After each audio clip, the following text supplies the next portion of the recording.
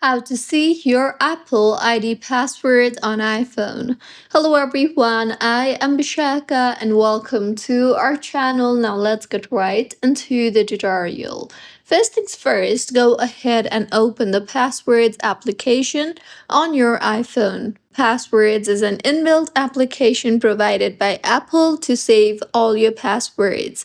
So open the application and you will be required to enter your biometric in order to unlock the app.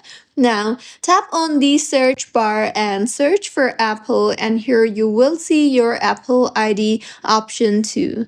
So simply tap on your Apple ID and then you will be able to view your password. So in order to view your password, you can simply tap on the password option you see there and the password will be unhidden. You can copy the password if you want, and you can also change your password from this particular interface itself.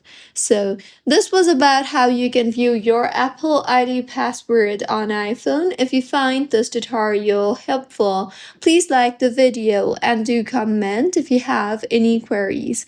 Also, do subscribe to our channel for more helpful tutorials like this. See you on the next one.